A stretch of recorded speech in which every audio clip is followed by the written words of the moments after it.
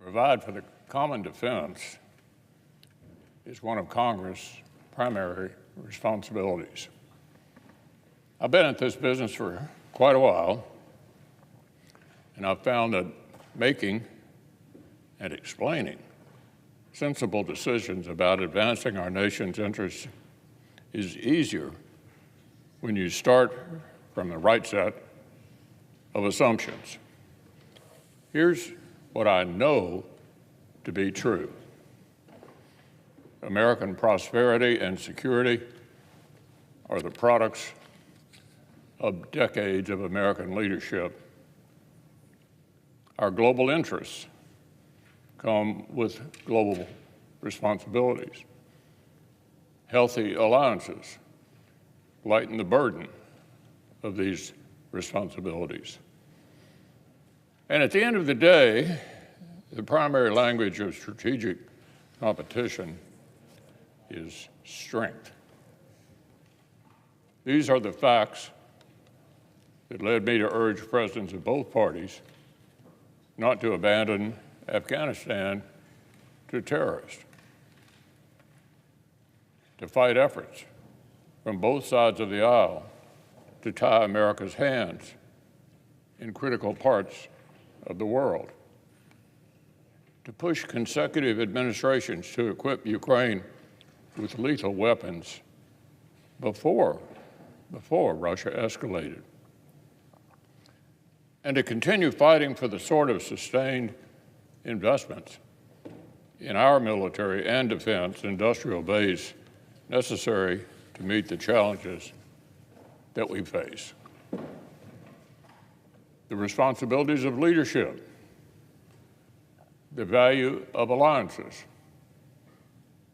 the currency of hard power. These are foundational principles. They're not driven by the fickle politics of any one moment. They're tested and proven by the workings of a dangerous world. Today, the Senate sits for a test on behalf of the entire nation.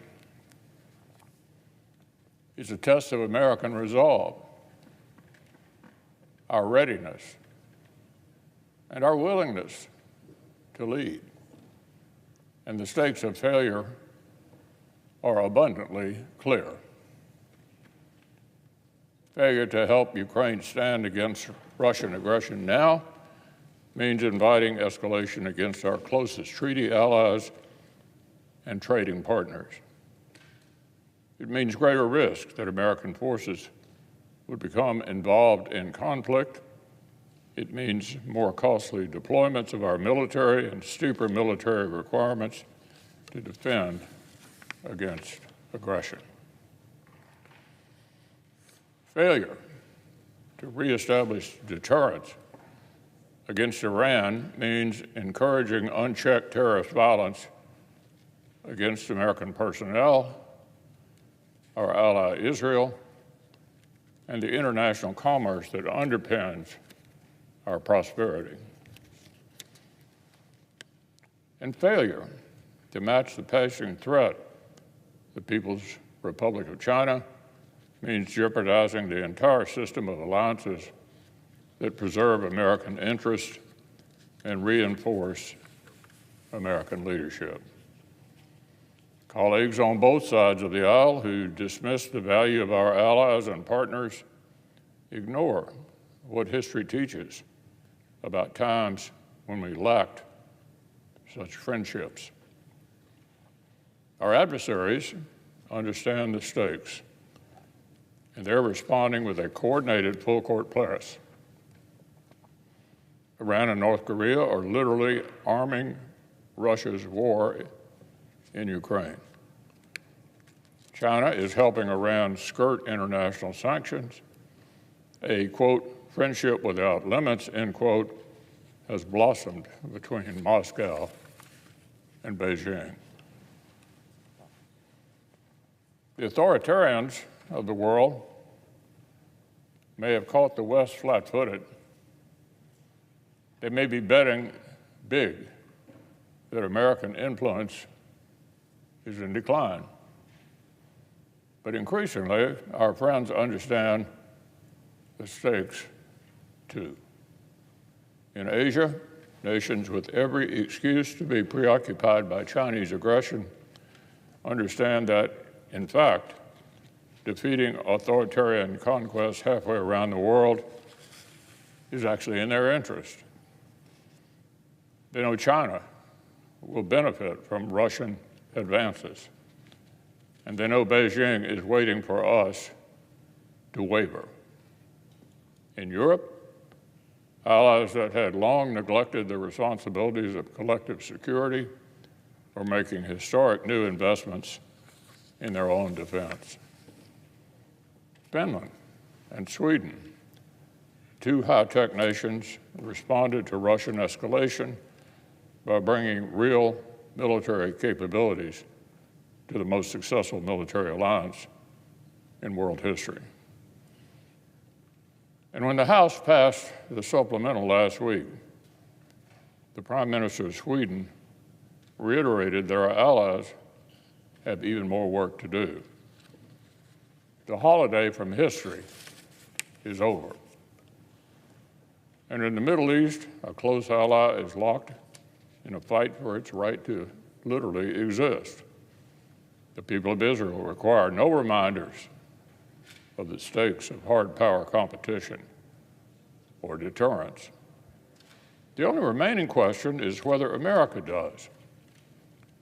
Do our colleagues share the view of the Japanese Prime Minister that, quote, the leadership of the United States is indispensable, end quote? Or would we rather abdicate both the responsibilities and the benefits of global leadership? Will the Senate indulge the fantasy of pulling up a drawbridge? Will we persist in the 21st century with an approach that failed in the 20th? Or will we dispense with the myth of isolationism and embrace reality? For those who insist that America cannot do what the moment requires, the facts are inconveniently clear. First, supplemental investment in the capabilities America and our friends need to defeat Russian aggression are not a distraction from China. Without the investments we've made over the past 2 years, America's defense industrial base would be even further behind the clear requirements of long-term competition with the PRC. Don't believe me? Just ask the former chairman of the House Select Committee on Chinese Communist Party, who stayed in Congress long enough to support the legislation now before us. Second, supplemental investments have expanded our capacity to produce critical munitions. This SUP contains additional investments aimed at expanding production capacity of critical munitions and weapon systems needed in the Indo-Pacific. Higher production rates and lower unit costs of critical munitions are a no-brainer for colleagues who are actually interested in strategic competition with the PRC. Colleagues on the other side of the aisle who say they're concerned over the defense industrial base today would have done well to have joined me months before Russian escalation in Ukraine in supporting a massive proposed investment under reconciliation led by our former colleagues, Senator Shelby and Senator Inhofe. If some of our Republican colleagues hadn't joined the Democratic leader in opposition, we would have begun to rebuild our capacity even sooner. And finally, investment in American hard power and leadership isn't coddling our allies. By every objective measure, it helped drive our allies to make historic investments of their own in collective defense. Across Europe, the acceleration of defense spending is outpacing our own. And right now, allies and partners from Europe to the Indo-Pacific have contracted more than $100 billion worth of cutting-edge American weapons and capabilities. That's right. Our allies across the world are buying expensive, sophisticated American weapons produced in American factories by American workers. Do my colleagues really think that will continue if America decides that global leadership is too heavy a burden? So much of the hesitation and short-sightedness that has delayed this moment is premised on sheer fiction, and I take no pleasure in rebutting misguided fantasies. I wish, sincerely, that recognizing the responsibilities of American leadership was the price of admission for serious conversations about the future of our national security. Make no mistake, delay in providing Ukraine the weapons to defend itself has strained the prospects of defeating Russian aggression. Dithering and hesitation have compounded the challenges we face. Today's action is overdue, but our work does not end here. Trust in American resolve is not rebuilt overnight. Expanding and restocking the arsenal of democracy doesn't just happen by magic. And even as our allies take on a greater share of the burden of collective security, our obligation to invest in our own defense is as serious as ever. So I'll continue to hold the Commander-in-Chief to account for allowing American adversaries to deter us, for hesitating in the face of escalation, and providing anything less than full support for allies like Israel as they fight to restore their security and their sovereignty. At the same time, I will not mince words when members of my own party take the responsibilities of American leadership lightly. Today, the Senate faces a test, and we must not fail it.